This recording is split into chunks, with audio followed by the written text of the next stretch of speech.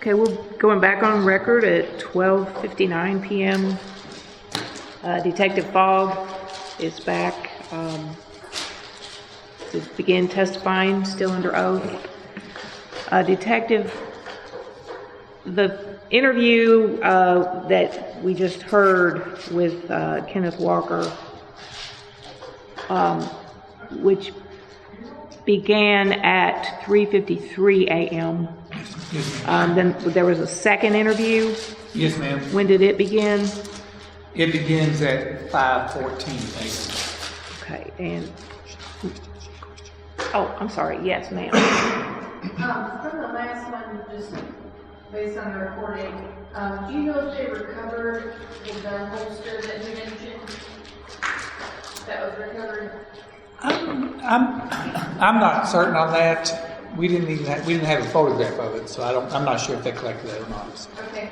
And then the other question is, as far as the calls that he made, do you have recordings or record of those calls they made?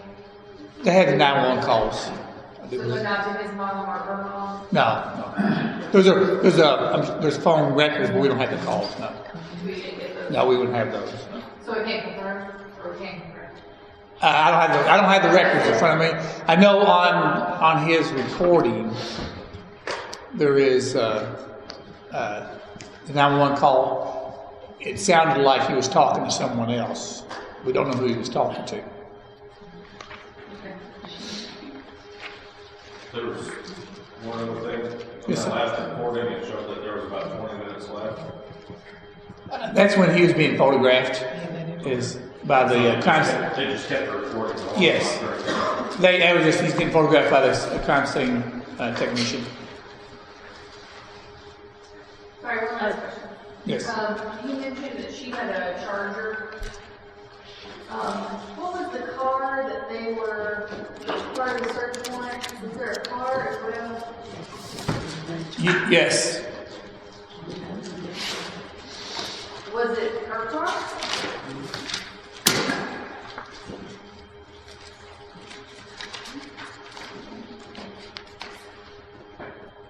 It's for a 2017 Dodge Charger SRT 8, and it gives the registration. And what color was that? Is it listed in It's there? red in color. A 2000. And what year was that? Yeah, and this one says 2017 Dodge Charger. Not hers. And this one has a Mississippi registration on the search warrant. Okay, perfect. Okay, perfect.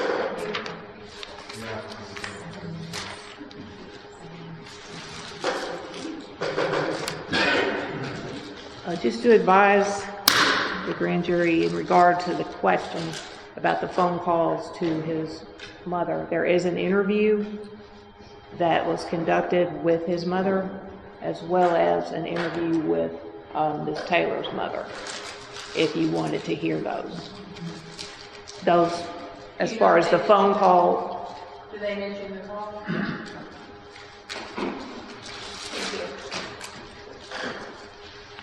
Okay, so the second interview with Kenneth Walker, you could play that.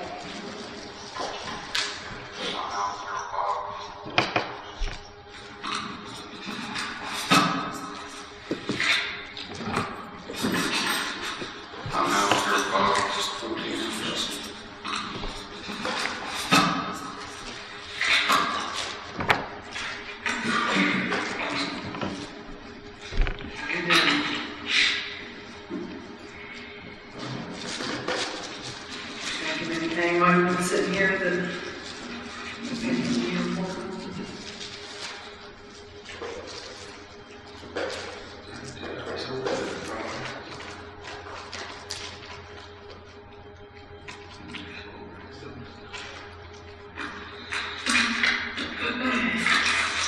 so the other kid mentioned that he was a guy that's been on and off for some time. She messed around with something. We thought maybe that's who come to the door. Any idea who that was or could have been? Who was the guy that she was messing around with before?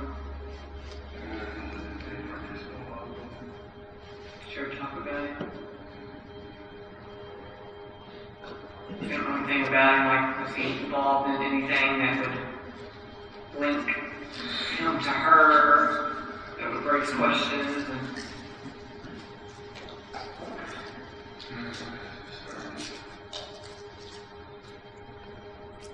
So I don't think he'd be a fan of this dude. He was messing with your girl.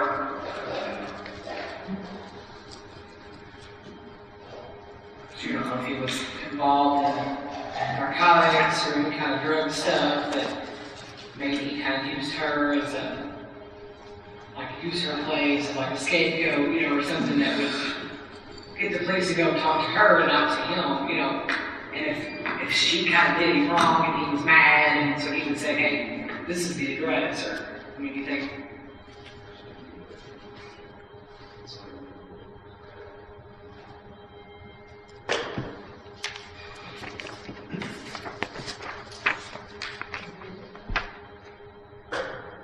That ends the second interview, a very brief one.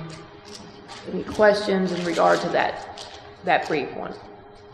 Was there more? So then the third interview, Detective Fogg, the third interview begins at 5:19 a.m. Yes, ma'am. You said a.m.? a.m. What time was the second? 5:14 a.m.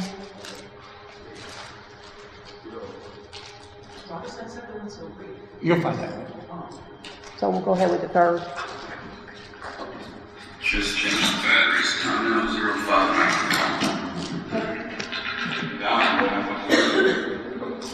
I'm sorry, go ahead. Breonna? You said it was the cousin. I think she was at CO. Okay, she currently works at June, and like I said, I lost my job in January, so she was actually telling me about a position open there, just working with kids. So she goes kids, she seems like kids who they don't stay there, like they just transition to the place that she works or something like that.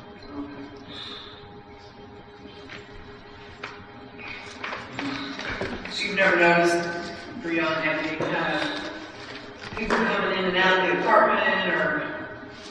Definitely not. She hates people. Like a lot of Do you know if the dude that she kind of messed around with when you guys were on or off that would come to the apartment? Did you think anything of anything or anyone that would cause the police to be looking at her apartment?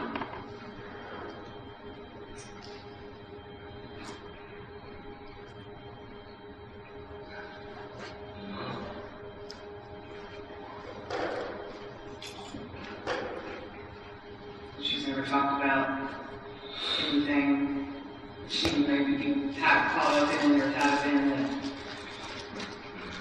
would cause the police to come knocking on the door. She was my best friend. There's nothing we didn't talk about. I talked to her every single day. So, even if she didn't tell me, I would have called. I noticed there was something. I don't know. When you guys would be on your off, would you guys still be in contact with each other? Yeah. So you'd be not dating, and she'd be kind of dating somebody else, but you guys would still interact? Yeah. That'd be hard. It was. That's what she's not trying to do. But it was only like that because, like I told you, like when we first met, originally we was friends. So it was like no matter what, like we was always gonna be friends. And like, no matter what we gonna do, she'd be there for me. No matter what she was gonna do, I was there for her. And it wasn't a whole lot of dudes. It was just one dude. Just one dude. I mean, she messed with him before she messed with me. So it's like a really random guy. You don't know his name?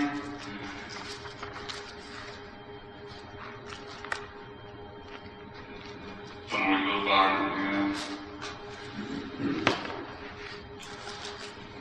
She was around more than once then during the time of your all 7 years? You guys talk a lot. I would think she mentioned his name or see his name on her phone.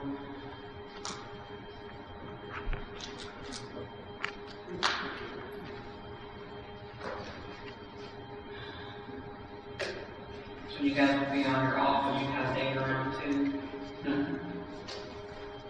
But we would never like lie to each other, so, you know. That was going on, was what was going on. But my phone was still in her name, and like going to her house and.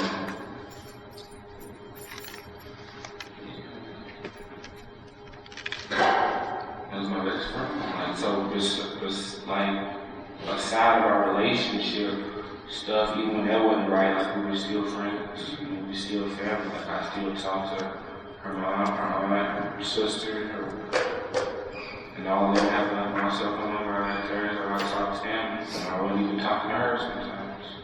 Yeah, and they never mentioned anything about this guy, like, I mean, we don't like him, we don't want him, because it seems like they liked you. You were that close with them, we even talked with them, even when we got dating at that moment. They would say that this guy's not good for her. Yeah, my business state, stuff like that. I don't know anything about that dude unless I don't want to. I don't know him. I don't even know him. That's not my friend. That's not my associate or anything. So. Her mom didn't like him. Mm-hmm. Maybe because she liked you so much. Yeah. She was trying to push him out so you just keep staying in the front. But I was gonna stay there regardless. So by her side no matter what. I'm thinking she's messing with somebody that wasn't even good at her. You being that close to her, love her like you do. Can't speak on what other guy does. Gotta figure out he's no good around. True. Sometimes. When you like somebody, so no matter what somebody else says about you, never not like them for yourself until you not like them for yourself. Exactly. So, wouldn't matter what I said or anything, that's what you want to do. It's what you're going to do until you feel like it's not what you want to do. It took me a long way to feel like it. It took me a long way. Like I said, we knew each other for years, so. So mom never mentioned the name or never crossed paths ever seen. Well, I see one time, like, probably like 4 years ago, and then I told you, one day I was over here, like, he popped up over there, but I never, like, saw him face to face because he was, like, calling our phone and stuff.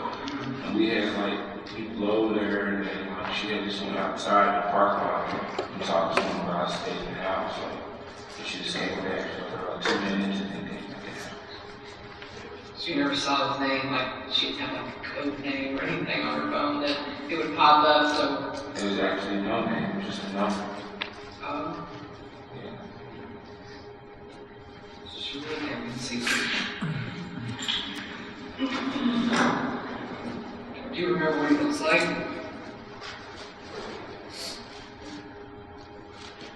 Like a white guy? Black guy. And so I don't know if he was from the area,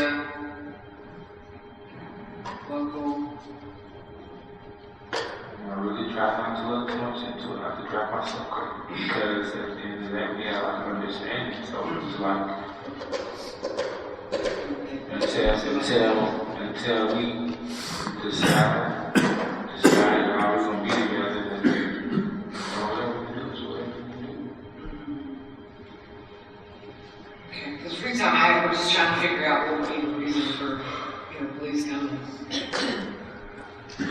Exactly, they already told me they made a mistake. So I'm knowing that was a mistake. And then they kept on asking me, is there anybody else in there? I'm like, no, it's just her on the ground. I shot her.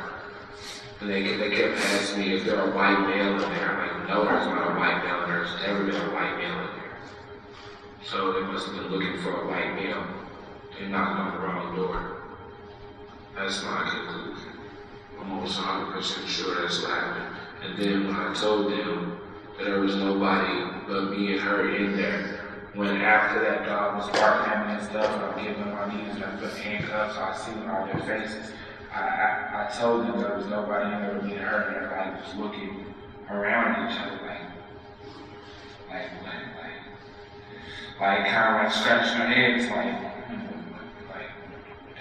did it go to the wrong place? Like, I seen it on their faces.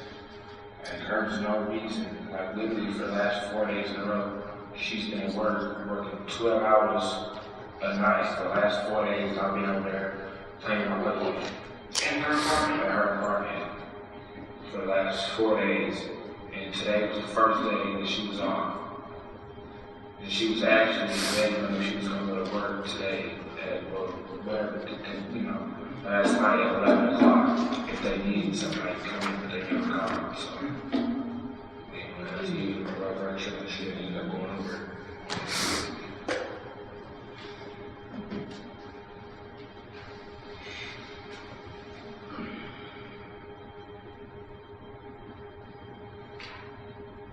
It's literally no information I have. I have a clue why they were at the door.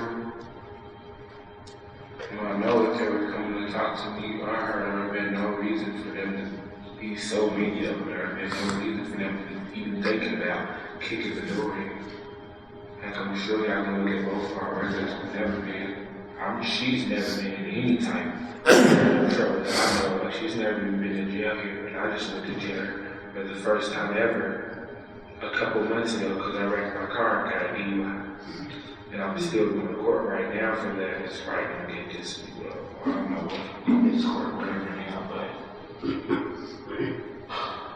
other than that, I got locked up in Warren County, Bowling Green, like 2011. I stole a hat from my mom.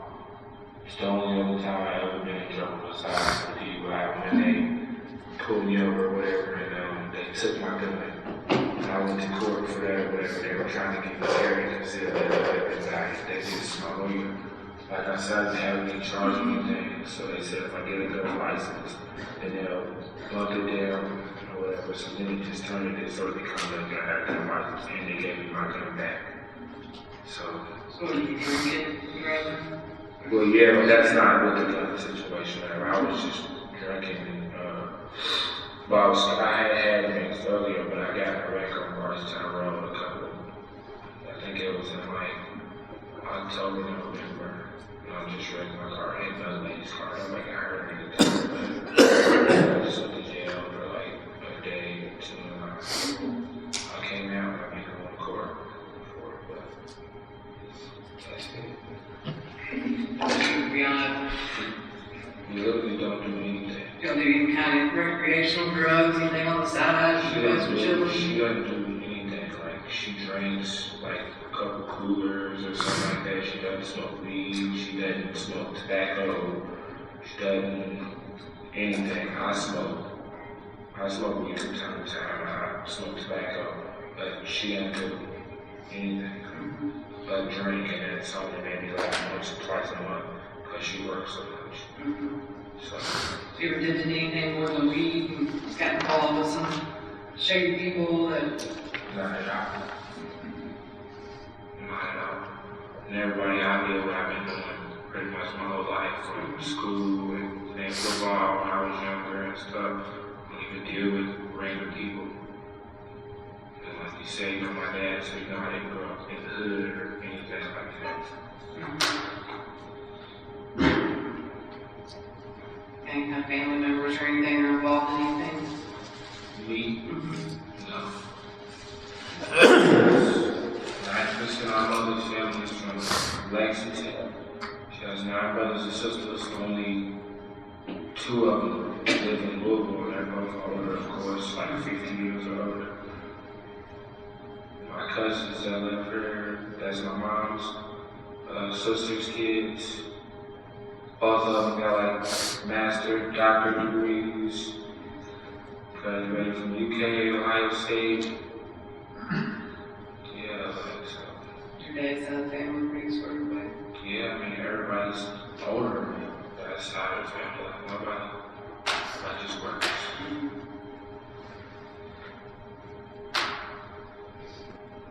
That's it. I know you said you smoke weed. I gotta ask, did you have any weed today? Earlier today, before we went to Texas Roadhouse. So about what time today? About 6 o'clock. Okay. Is that, I mean, you normally smoke weed? Did that? I used to smoke weed like a lot, but like I haven't been, because for one, I'm trying to get a job right now. The only reason I smoke today is because I just took my drug test for the post office and for the other job that I'm gonna get. I took both of them like yesterday. Okay. So, I took them sometime this week, so I was done doing drug testing or whatever, so. So how many times this week have you smoked weed? Twice. I mean, what about this month? How many times this month have you smoked weed? Like 5 or less. Okay. Is that pretty consistent, like five or less times a month, or is it more? Even when I was smoking consistently, I smoked like 1 time a day. When was it? Like When I got off work. Okay. Like, So I go to work at 8 o'clock in the morning. I get off anywhere between 5 and 6. And when I get home, I get in the shower, smoke, play my game. I got you. And like, when did that start and when did that end? Smoking. Yeah, like after work. Really just whenever I felt like I didn't smoke weed until like 2012. Okay. Well, I went to WKU, so that's when I started. I didn't smoke like when I was in high school and stuff. I played football, so I didn't have time to smoke. I got you. So, maybe like 5 times this, within a month period from now, and then, what, like 15, 20 times prior to that month? Yeah, I'd say. Okay. Yeah, no worries. I just wanted to make sure, you want to like, how be right now, no.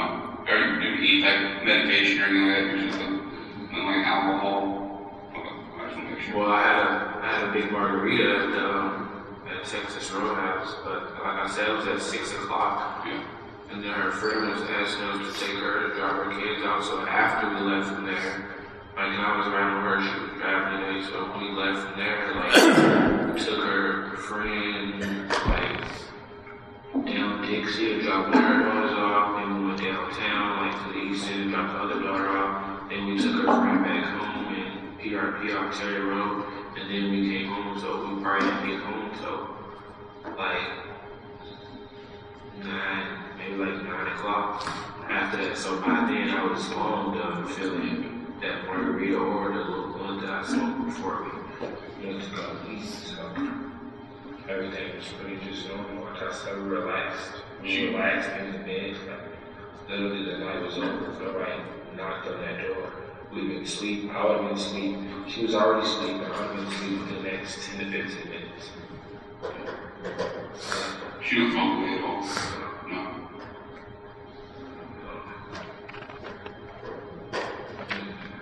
I'm trying to get into it before, but No. Not happening. good for her. Man, and help me kind of understand something, right? So I know you originally told like the officers or whatever, like she shot you. Yeah, I was just scared. I didn't want to think that I was like something where it's like when I first came out and stuff, I had no reason to say, like I said, my gun's legal and everything. Like clearly I was scared. Like I don't know, like nobody announced themselves or anything. Like clearly, like I said, we never have no dealings with the police or whatever. So if I were here at the door, oh, it's the police, it changes the whole situation. There's nothing for us to be scared of. Like we were literally on the way on Birmingham on the point and say, hey, like, what's the problem? What's going on?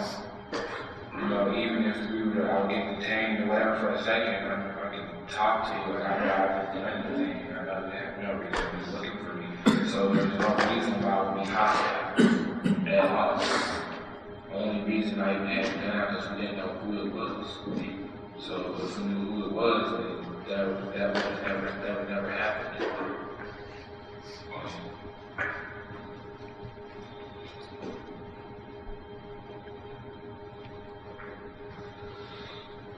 The only reason I even said something about ex-boyfriend or whatever, it's like I said, neither one of us in anything. So I can't for the life of me imagine why anybody would be knocking on the door at this time, but it's just like, if it was going to be anything, it could be that. What else? Like, what other? I just don't, there's no possible scenario for anybody to knock on the door at that time of night, you know, and then for it to be that hard, that loud, and you're not revealing who you are. That's weird. Like, you know, it's the middle of the night, on the door and not seeing who they are. You know, what are you going to do if you're home with your family, somebody's knocking on your door, and you don't know who it is after you've had who it is? Like, I know you're going to grab the coffee, okay, so what's going on? You're creeping towards me, like, who is it? Who is it? I don't know who it is. The door flies open. So you had the TV on, watching the movie, so is TV loud? It was normal. I say it was on like 12 or so. Like, she don't like the TV that loud. Like, if I have the TV playing, I turn it down, I think I'd be so loud. You know, so it wasn't that loud. Music on during this banging or anything like that? Were you all in the process of being intimate or anything during the banging? Were you just laying there? So she was asleep. Yeah. She had probably been asleep for like 10 minutes. I was actually kind of intimate her because she wanted to watch that movie. Yeah. And she fell asleep. Yeah, I agree. Man, is there anything at your apartment or anything like that that would kind of help us in this investigation? No. Like, I literally don't understand this at all. Yeah. I have no reason. Like, I don't understand at all why I would be knocking on her door unless it was a mistake. Like, and I asked that out there a million times, like, why were you at the door? Nobody had an answer. That's what we were figuring out. And I know it was a mistake because they kept saying it was a white male and I was hiding a white guy. And like, why? Like, She ever mess around with the white guy? no, She ever white guy friends? no, not ones besides ones that work with. Like, and I talked to her on the phone and stuff. Wow, she's at work, but she's never seen them outside of work except for maybe like a coworker dinner with everybody out there. So you don't think she's ever messed around with someone that maybe she's never been with? No.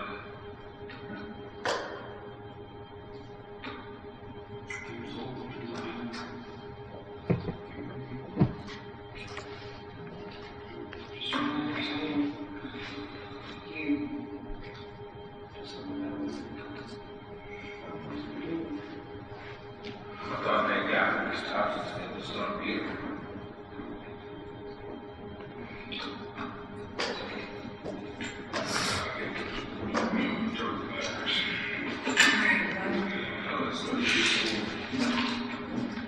He seemed real apologetic.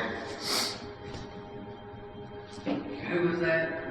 The guy, yeah, like supposed to use an officer, though, he pulled over on Main Street into a random parking lot. Another female cop came up and pulled next to us in the car. We're going this way, so we're facing this way, she's facing this way.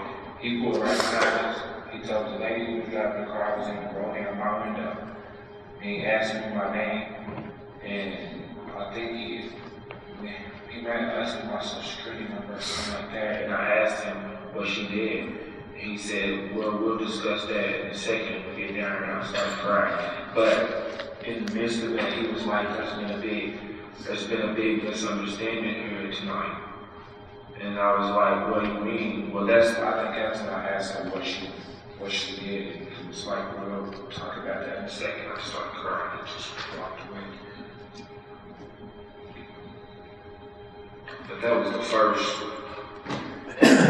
officer who he seemed apologetic. Like I said, he's like, oh, well, talk to me, I will get you this, get you that. It was like, I don't know, I can do everything. It was a mistake or something. I knew that was so confusing because we wanted to talk with you and they thought you were still on the scene. they can come in here, so. And I don't know that that's what he meant, but, because I wasn't there and I didn't say it, but I know that was some confusing, because we didn't know where you were at. We, when you come here.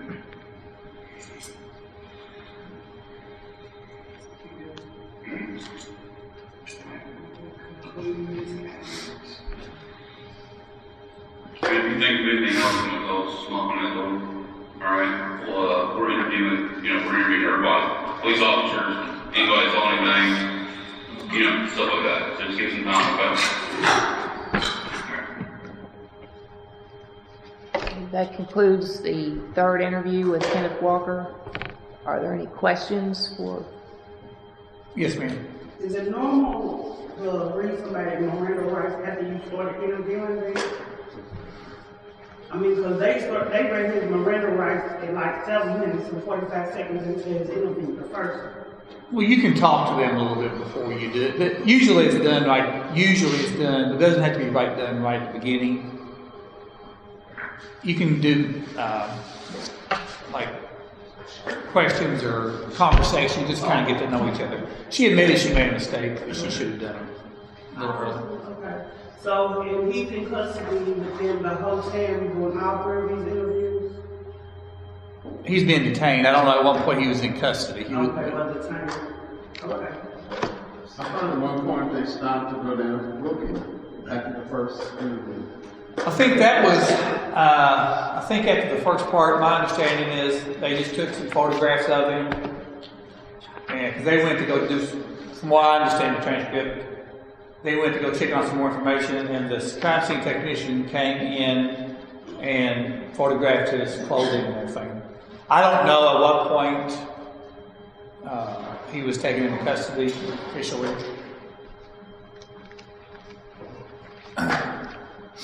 Anything else?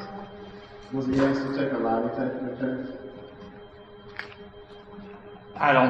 We don't have that information. It wasn't in any of these interviews, which.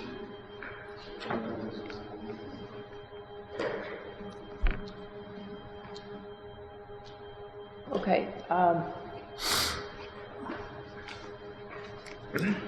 Detective, did you obtain a copy of an interview done by a public integrity unit of the SWAT commander, Lieutenant Dale Massey, Yes, ma'am. who arrived on scene at Springfield Yes, ma'am. after? And you have that today? Yes. Okay. Lieutenant Dale Massey interview. Sergeant Jason Vance, Louisville Metro Police Department's Public Integrity Unit. Today's date is Tuesday, May 19th, 2020. And it's $1,300. For your present at 3672 Taylor Boulevard, Public Integrity Office. This is a reporter statement from Lieutenant Dale Massey. Statement is reference to PIU case numbers 20-019. Present with me is Lieutenant Dale Massey. Attorney is not present. And Sergeant Jeremy Word for the Public Integrity Unit. Lieutenant, are you aware that this statement is being video and audio recorded? Yes, sir.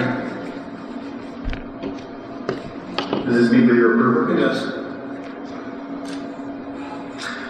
Sir, please state your full name and spell your last name. Larry D. Massey Jr., M-A-S-S-E-Y. And sir, what's your code number? 2459. And where are you currently assigned? SWAT, Special Operations Division. And how long have you been in that unit? Unit, 3.5 years. And how long have you been with the department? 19 and a half.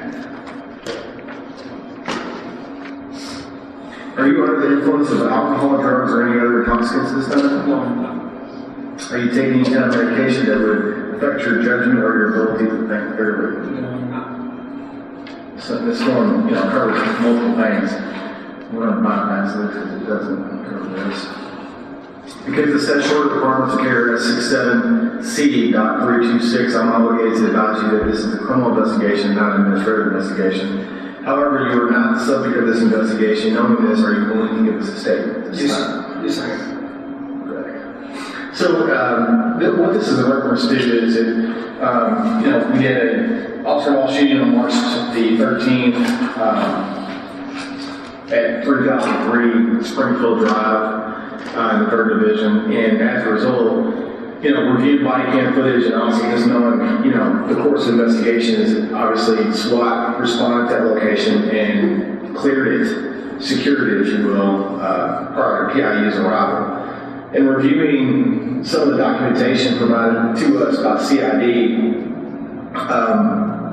we did not receive a operations plan. So one of the questions we wanted to see if you guys were, I know you all had briefing before the search warrants because there was multiple search warrants served that night. Is it some of the information that you all gathered from the briefing, and what information were you all provided for that night? Okay, backtrack. So we had information on these wars probably about a month in advance. There was large scale operation. Sergeant Cassie, Sergeant Barton kind of points on. So what kind of happens now with us is we'll put out our power scores. They'll call me, put the sergeant kind of gets the planning phase and kick it out to our officers who do the recon and start our planning process. In the meeting, a month prior, they brought up multiple locations. Our guys advised them, hey, we need to take this slower, regular 8 orders in one night, simultaneous orders around that business touches because they had day numbers in 2 locations at once. How about we do 2 this day, 2 next day, and so on and so forth. And there was mention of the address on Springfield that email sent to Joe Cassie. Fast forward several people forward, so he gives 2 addresses, both on Elliott, one's a vacant. We're across the street from each other. Detective James comes in, the warrant, we do the briefing. We brief both of them up on his end and our own. So he'll give us the intel behind his case, what he's learned, which we counter. Easily enough for us to understand that it was our 5th time, I think, in 18 months doing it. So we have a pretty good idea what that house is like. And thank you, next door, dealt with that as well. He goes through his whole brief, giving us his intel on his side, so we go through our brief on the tactical plan. So what we've done since going full time is we completely overhauled how we plan wars. Back in the day, we would take a lot of detective information and take it as golden, not anymore. It's often, there's no kids, there's no dogs, there's kids and dogs. So we have an exhaustive recon process that we go through. He made mention of another address, 2605 West Side that night. They said something to the effect that we're going to do that night. At a later date, sounds like it. At no point did I ever hear the word Springfield mentioned in the briefing. Someone else may have, I never heard it. It was never said that we're doing any other words. We rode out to Elliott with the understanding of who the owners of the world are. Okay? Look on the scene, so we're across the street from each other, so it's kind of a tactical destination, trying to play this house while you're working this house. There was like 10 or 12 people in this house.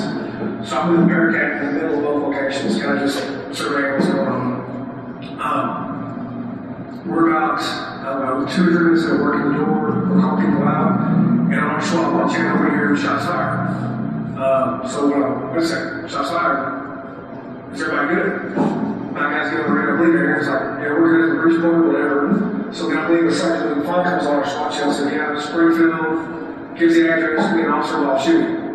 I'm in the barricade, so we kind of gather our bearings. So like, what are you talking about? Again, back to the point that we have no idea if they'll do it more essentially. Gather our bearings, kind of get up the QRT together. I know it's me, Sergeant Myers, Sergeant Cassie, Sergeant Hogan. Scott Walker was dropping a barricade, I believe Chris Baker. There was about 10 of us that went over to Springfield. So we leave all the R2 down there, get to Springfield. There's some kind of, as these kind of situations unravel, like the address I gave first was a different address than I actually had. So it took a little bit to get there. We had to actually wrap the barricade through a chain link fence because it was just a one-way go around kind of street. Get there, and pull the barricade up pretty much to the side of the car, the driver's side. And I see to my right, a row of police cars, and what I would have to catch between officers with long guns pointed directly at the door, the slide glass door. I believe I see Lieutenant Hooper take a shot, just kind of in there. So we're kind of getting our plan together. As we're rolling up, we're getting intel, hey, the shooter's in 1015, he's over here. He said there's a female inside, or something of that, but again, it's candy because these things are, the exact murders. But to that effect, I was really confident that there was not going to be more resistance in the house, but we were trying to go check on the possible female, right? So, direct preservation of life. So I kind of talking to Major Shine, said, who am I? Get over my cover, because when I initially get there, as I'm looking for that sliding glass window, our initial thought is, oh, we're shooting out the window at the police, right? Or at the door, I should say. Get some more intel. I sent a team up there, and I kind of sat behind the barricade. I said, all the patrol officers, check their rifles up, because they're still literally just pointing, and they don't know what to point at, more or less. I mean, there's our identification, there's nothing to point at because there's curtains and everything else. We're just pointing guns, pointing. Get a plane together, they roll up, go to one side, look at our front lot, Ricky inside, and they can see down the hallway, they can see a person down. I mean, it was a crazy day, so they go in, search it, possibly hurt people, whatever, come back out, get it all clear. The patrol officer holds up on the 3 side, they're holding down another window, there's a white male in it, they had him gun point, but I'm like, that's a different apartment, so that guy back there is fine. So, obviously, chaotic scene, do the best you can when you get there, try to slow everything down, and just try to provide the best service we could, and help them as best we could. But getting back to the planning phase, we had no idea they were going to be at that point. And as far as the information that you guys received, did you all receive the search warrants? I mean, yeah, what happened is they'll do a risk assessment matrix, search warrants. We get copies of those. I wanted an extra link now. I have to require we give me a higher number for the extra layer of safety message awards for the different units where multiple units are looking at it, and unbeknownst to us because we're supporting it. So, higher number. Some detectives will go beyond with the PowerPoint that we supply to the day that gets information.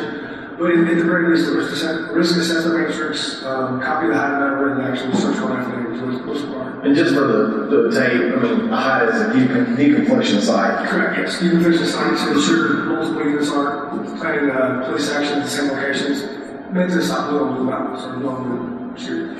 And during the course of your all's preparation, what significant, if any, information did you all learn beyond what was provided by CID?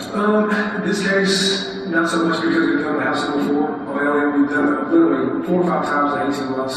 So we knew we were going to get. They provided some information, I think the door may be barricaded, but through us going by, hey, we see people in and out freely. We're getting updates as we're rolling there, there's people in and out. I mean, it's a very hot area, that's 24 Park Avenue. So nothing stood out other than there could be possible follow wars later on down the road. But nothing about the 2 locations we were given that night. It was just a house we done before. As far as Springfield goes, once you make it over there, you guys, make it safe and secure for us, PIU. How long are you going to see after that occurred? After we close the house up there? Secure that.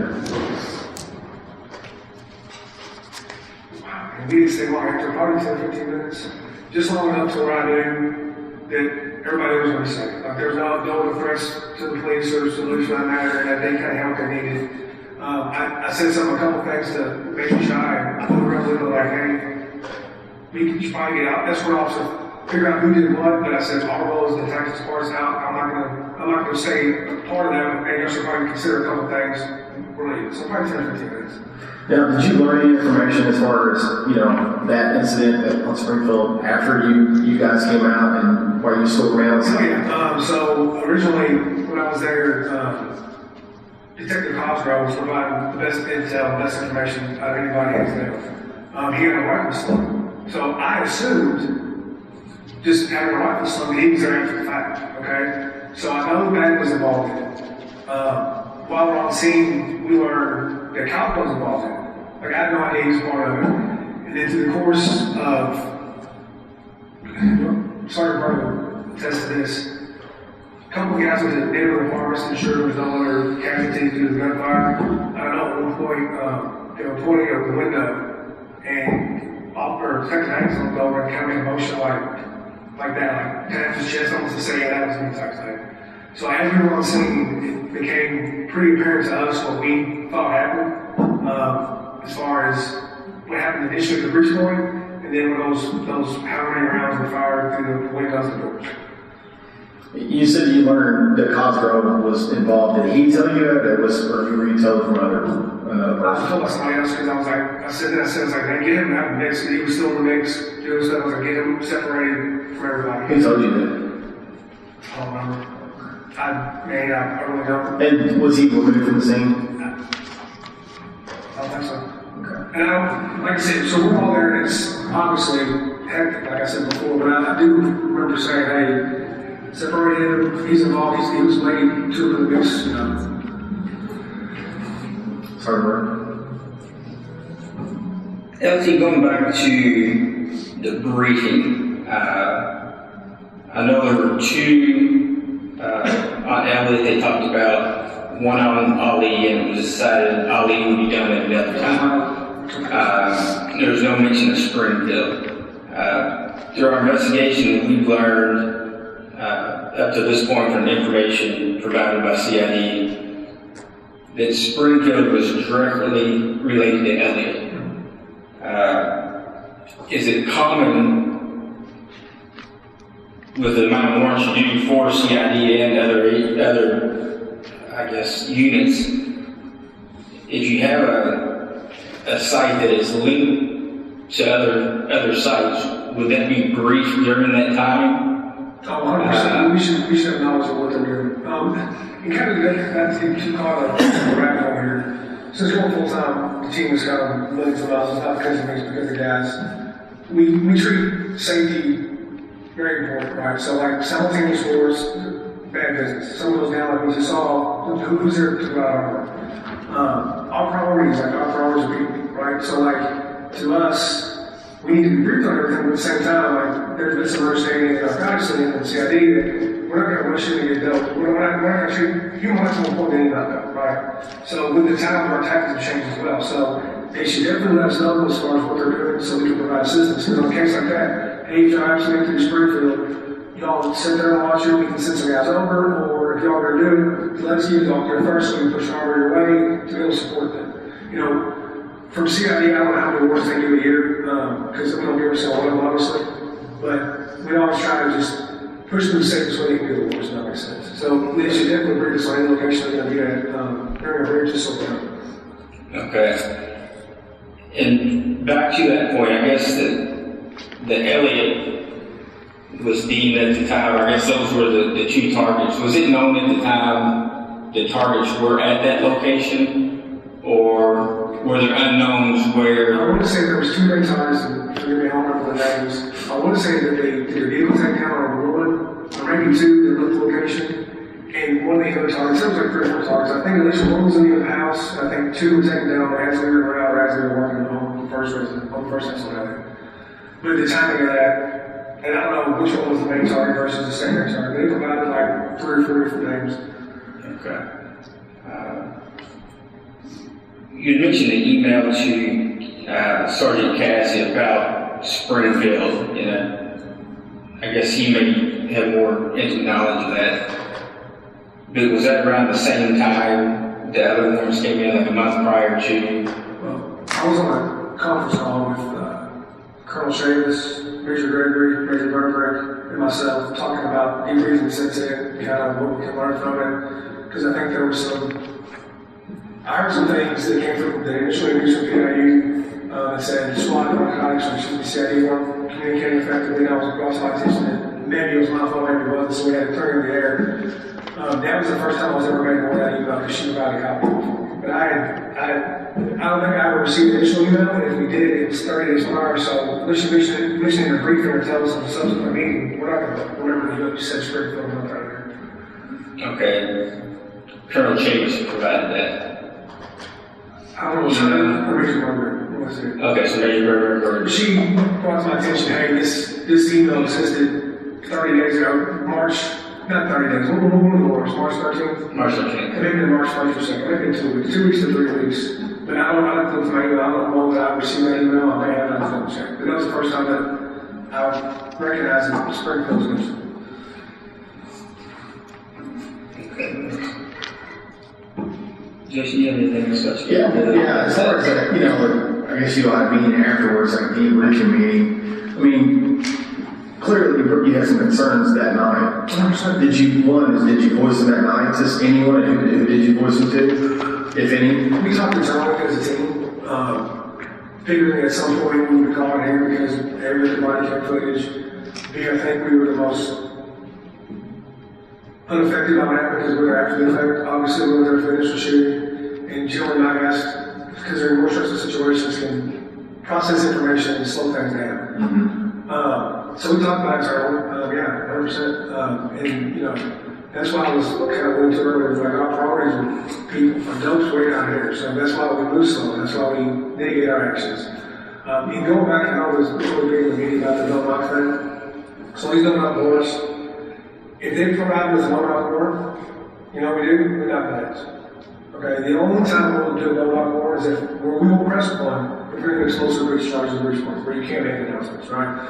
And we usually reserve those for homicide suspects. So we would take the extra step. Yeah, it's no knock board, but we're still not going to announce our presence just because of the initial danger of the breach point. Well, that's actually a good question. Did CID request a no, or did you tell CID that you all requested a no knock on Elliott? Did not. We did that in the past. Elliott, when you enter if you all have never been there, you enter a common area, and that's where they do all the drug sales, a lot of the drug users hang out at.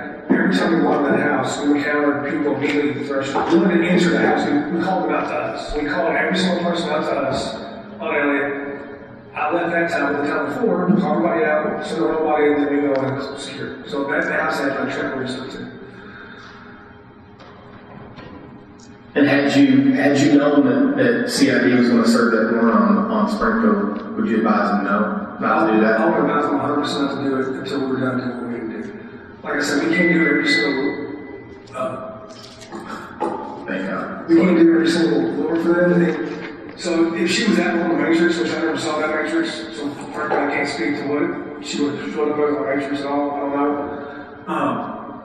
Then I tell people, like, when we use a SWAT team, that's a higher level of force. So we can't do every single warrant the way we would do a SWAT. But I was definitely told them, hey, wait till we're doing it, can we some to you, or give them alternate options. Hey, we can send 4 or 5 guys over there after the fact to just do some round call out, because if the warrants for money, which is my understanding of what it was, is if there's people with money there, you can't really destroy money, they're not going to destroy money, just call out to you, like, if you want to breach the door, make announcements, this police, you know.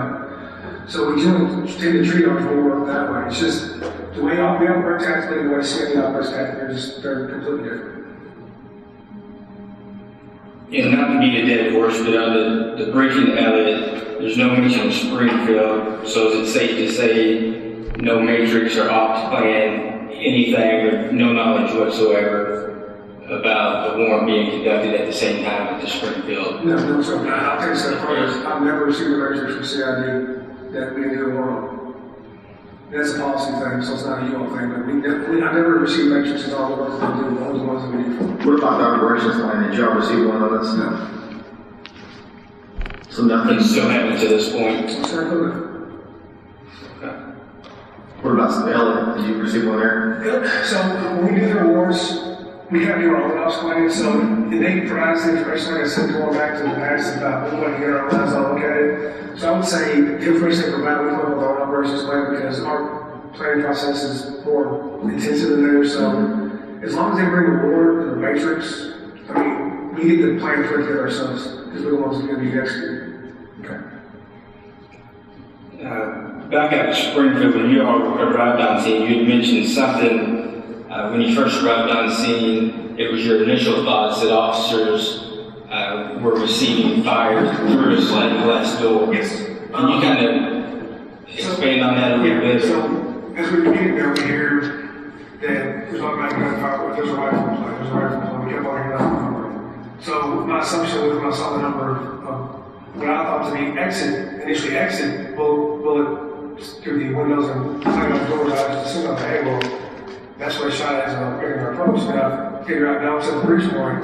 So then it becomes pretty apparent to me that those rounds, after 3 or 4 minutes, they came from outside. So those rounds that went inside that I thought initially were coming out were actually going in the apartment. Okay. And you may or may not remember, because a while has gone past, but on that sliding glass door, do you remember, were there shades or anything over that door? Could you see into the apartment? I want to say it was those white vertical blinds, but I couldn't remember. There's definitely a white barrier in that, and you couldn't see any windows that I could see. I mean, because we couldn't even see any light or darkness, it was just, like I said, just a white window. Okay. And in your all's training and experience in training through the department,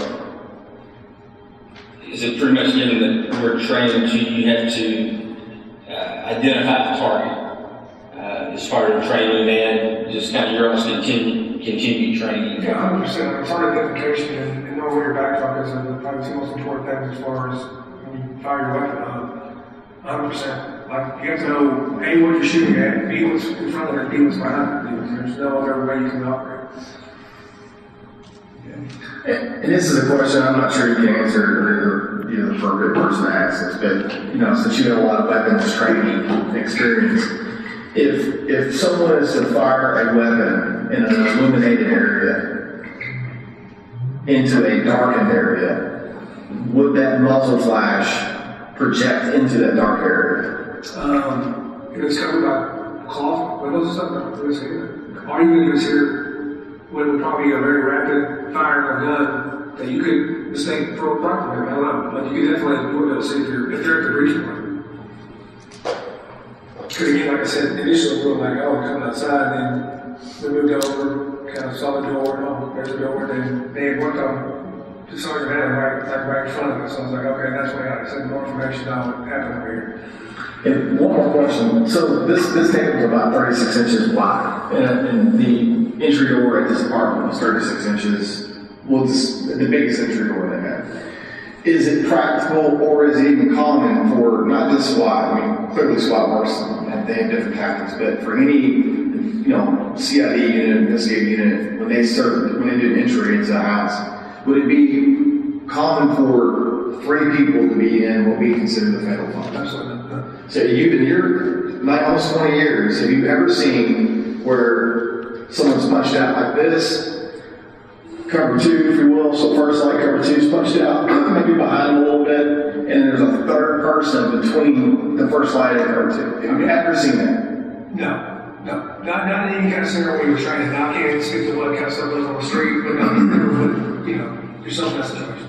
But even, you know, in your experience and just, you know, I know you had experience in the 2nd Division Impact, or Lexington. Have you ever seen anyone from a police department do that? Back to the scene on Springfield when you arrived, you mentioned you learned Detective Cosgrove actually had fired his weapon. And I think you may have said it, and I missed it. You advised someone that he should probably be secured. Who was that? I mean, I may say some Lieutenant Hoover. Because it was kind of, because you had the 3rd Division Major was there. Then you had their lieutenant, I don't know if Lieutenant Hoover was there from the beginning, but I remember saying, I think it was the Lieutenant Hoover man, you had to separate. He was too involved with what was going on when we went there. He needed to be checked out. He needed to be off to the side, you know, the emotions, the adrenaline dump, you know.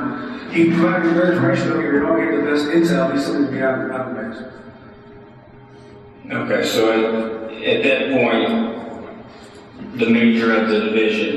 He was already on the scene when I got there. They had another situation in the 3rd that evening they called me about. It didn't rise to our level of need to assist, so we went ahead with the street to the Lord's Alley. So by the time I got there, there was probably 70, 80 police cars. We didn't come from like alley all the way. I mean, we were probably on the road for 25 minutes. 20 minutes just get there and back. It takes that long. So yeah, he was already there. Okay. Other than in how our structure in the department is set up with officers such as detectives, sergeants, lieutenants, majors, and up above, Lieutenant Hoover would have been in charge of that activity or that one. If he was there, if he was there for the beginning of it.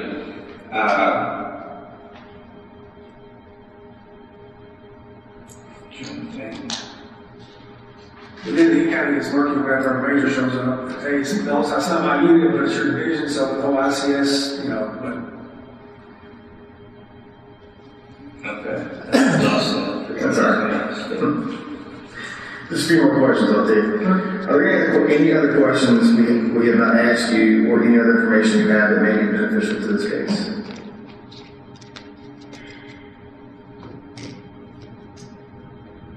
I mean, just based upon what we saw that night, not having been privy to any of the investigation, just the, and not so much my interaction with Detective Anderson, but with my guys, we just got the feeling that night that, you know, something to look at. And that deterrent identification, we don't think, again, we did the investigation just based upon our initial, what we saw, what we were told, kind of how we replayed the thing, because we want everybody to be safe, right? That's our ultimate goal. We don't want us to get hurt, innocent people, and even the bad guys. I mean, no one's got to die, no one's died. That's $14,000 is not worth it. Any kind of dope's not worth it either. As we debriefed how it over, it was just an egregious act. I mean, from a law perspective, that's in fact what happened. Other details come to light, it is what it is. It's just, it seemed like there's no target identification whatsoever for those rounds that were shots in the car. Any follow? On Elliot, who was in charge other than you all? Can you think of any command who was in charge down there from CID or? Sergeant Fawn was there. I don't remember. Was Lieutenant Huckleberry there?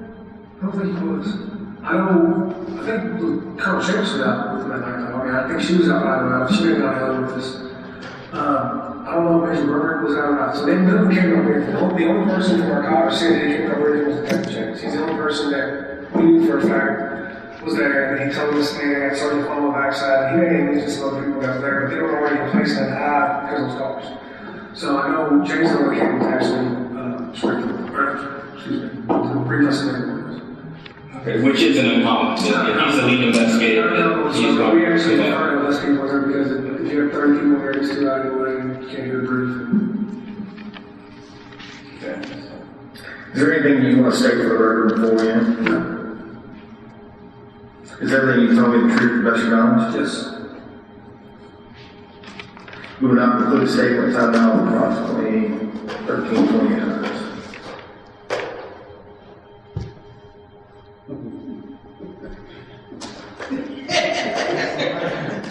Yes, ma'am.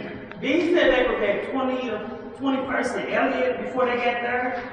24th. 24th? Yes, sir. He spoke really fast. Yes, he did. You all have a transcript. Yes, we do. I was curious, he gave sort of a explanation of the no-knock policy, or I think he gave an explanation of his. yes. I was just kind of curious as to how they approach that. While we're looking, Ms. Weather's looking that up, you had a question. Yes, ma'am. I have another transcript question. Yeah, he spoke really fast. Yes, he did. So, Right. all right, let's get this one. Let's get this one. Yeah, the last part is what I just wanted at a point. He said they asked him other questions, and he got a statement after that one. That is the only one else. Yeah, mine is I mean, he can replay it, but it doesn't. He speaks so fast. A lot of it, I was like, what? I would rather have mine read. Yeah, it's not. He spoke like too fast. We can always come back, because I haven't had it. I have the timestamp behind. Wait, I'm in the middle. Page Okay. 10. Page 10. I'm sorry, I should have done that. Okay, listen, please. This is reference to the no-knock. Okay, we talked about it internally. Yeah, 100%. You know, that's what I kind of, too early, like our priorities are people. Like dope's way down here. So, and that's why we move slower. That's why we mitigate our actions. And going back, I know it's really big in the media about the no-knock being thing, so these no-knock warrants. If they provide me with a no-knock warrant, you know what we do? We knock and announce. Okay, the only time we'll do a no-knock warrant is if he says something, if we're blank one. If we're doing explosive breach charge at the breach point where you can't make announcements, right? And we usually reserve those for homicide suspects. So we even take the extra step, hey, it's a no-knock warrant, but we're still going to knock and announce our presence just because of the initial danger at the breach point.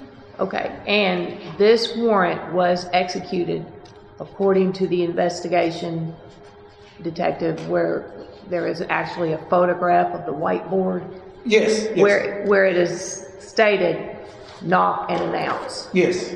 for the Springfield. Correct? Yes, that's correct. Okay. Okay, yes. I don't know if the timestamp helps, but it's around 27.45, right after he talks about was an egregious act. And then there's something about justification. Yeah, There was no page, justification for the rounds being fired. That's That's what I right. wanted to hear what he I want to said. hear what he says Page, right there. Around minute 27. yeah, hold on. Okay. While she's doing that, this may help you. We'll get back to that. Page I'm going to read this. 16. Like, answer that. We're going back to your question. 16? Okay. Actually, it's the same one. He asked, are there any other questions we have not asked, or you, or any other information you have had that may be beneficial to the case? This is Lieutenant Massey. I mean, just based upon what we saw that night, not having been privy to any of the investigation, just the and not so much my interaction with Detective Hankinson, but with my guys, we just got the feeling that night that, something really bad happened and that the target identification, we don't think, and again, we didn't do the investigation, just based upon our initial, what we saw and what we were told, kind of how we played the whole thing, because we want everybody to be safe, right? That's our whole ultimate goal. Is we don't want us to get hurt, innocent people, and even the bad guys. I mean, if no one's got to die, they don't have to die. Like, that's $14,000 isn't worth it. Any amount of dope's not worth it either. As we debriefed and kind of looked over, it was just an egregious act. I mean, from what our perspective, if that's in fact what happened, have other details come to light, it is what it is. It seemed like there was no target identification whatsoever for those rounds that were shot outside the apartment. Yes. Those would be the shots coming through the window. He's referring to Detective Hankinson's. And he said no target identification. Not Yes. justification. That's correct. All right, thank you. Yes. When he was discussing, when they were talking about the blinds, was his answer that you don't put words in his mouth, you can't really see muzzle fire? It's page. Yeah. Wait, we can get there. That's what I said. Couldn't see anything inside the doors, like barriers. Start with page. So he also said you couldn't see them. Yeah, page 13. Page 13. Line 560. 560. Yeah. Okay, vertical blinds, this is Lieutenant Massey. I could not see anything in the apartment. I want to say it was those white vertical blinds, but I could be wrong. It was something. There was definitely a white barrier in that, and you couldn't see in any of the windows like there that I could see. I mean, because we couldn't even see any light or darkness. It was just like I said, just the white. I believe they were vertical blinds. Yeah, and then they asked a question. Then there's Okay, I got that to the bottom. Question one is, and this is a person I'm not sure you can. This is a question I'm not sure you can answer or either. You're the appropriate person to ask this, but since you have a lot of weapons training and experience. If someone is to fire a weapon in an illuminated area,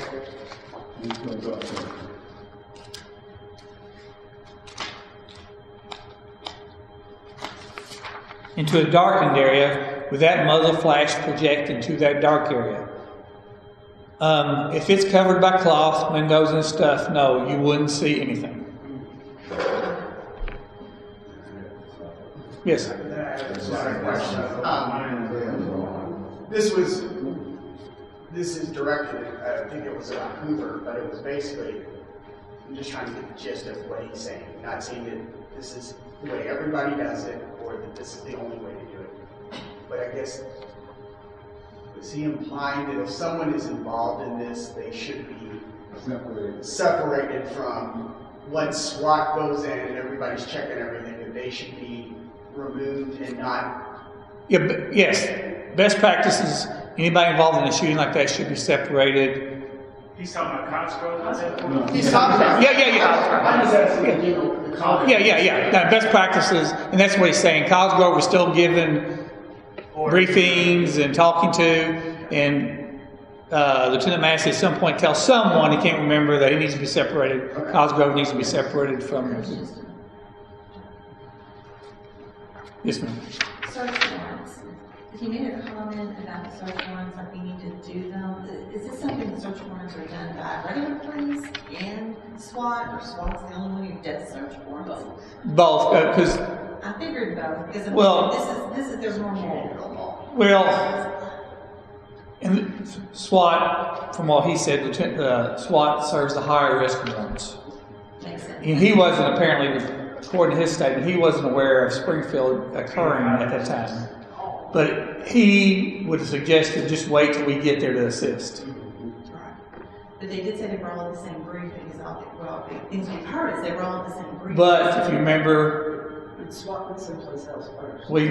Well, you've got your briefing on Elliott. But if you remember what Lieutenant Massey says, he doesn't remember during the briefing Springfield coming up. Right. But the others all said it did. He was at a SWAT briefing. But they had a separate SWAT briefing, yes. They did. Oh, okay. Two separate briefings. Two separate briefings. Yes, sir. The lieutenant from SWAT, if I'm right, they have a procedure on how to enter for a no-knock. And it was his statement that he felt like they should have waited for SWAT to employ that procedure. Is that correct? But they were going to, the detectives were not going to, they not agreed that it was not going to be served as a no-knock warrant. Right. But what I'm getting at is, there is a procedure. Well, it's SWAT's procedure. SWAT's procedure, okay. SWAT's procedure. Okay. Ma'am? Did you have something? I did, but I'm. Okay, yes, sir. Several of them have mentioned the matrix. And I'm assuming that it's a risk matrix where you do a risk assessment before the entry? Speaking generally, yes. I don't know their specific standards or what they look, but yes. But that's the procedure. Yeah, that's Louisville. They go through what could go wrong, what will go wrong, what could go wrong. Who's there? Anybody, I would assume anybody that's got any possible weapons, And then they assign a risk assessment to that, a number or something to that to figure out whether it's high risk or minimal. Or exactly, whether they need to involve SWAT or whether it's a lower level of threat. And he did confirm that he did not see or know the operational plan for Springfield. That's correct. Or a matrix for that. Correct. Yes, ma'am. But basically, he was briefed 2 weeks prior, right? There was an email that he originally said 30 days prior, but then later on it says maybe 2 or 3 weeks prior. So Springfield would have been involved since it was only issued the day before. Yes. For the briefings, SWAT had their own. Were they also included in the everybody briefing? My understanding is yes. Okay. Because that's when That's something been mentioned about Springfield in the everybody briefing. He theoretically should have been in there and should have heard about that. Well, if Lieutenant Massey, I can't go to theory, but Lieutenant Massey said that he was at the briefing. He says he doesn't recall Springfield being brought up, but then when the interviewer said, well, Springfield was connected to Elliott, correct? Yes. Wait, this is the Elliott one that even over there, they didn't enter. They had everybody coming out. He said they called him, more often that they called him out. Yeah. because they're out in the breeze. They were in the front area apparently, and they would just call them out. That's what he said. So their assessment on Elliott, it is better to have them come out than for them to go in. Did you say did he say one of the buildings on Elliott was a abandoned building? I think he did. Yeah, like across the street. Yeah, he may have, but we're trying to focus On Springfield. Right. Springfield. Right. So his assessment for Springfield is he didn't even have any of his people at Springfield. Well, according to him, he didn't know Springfield was going on. Yeah. Thank you. Thank you. Say again? I need to take a break. Okay, break time. Okay, we'll take a break now, so we'll go off record.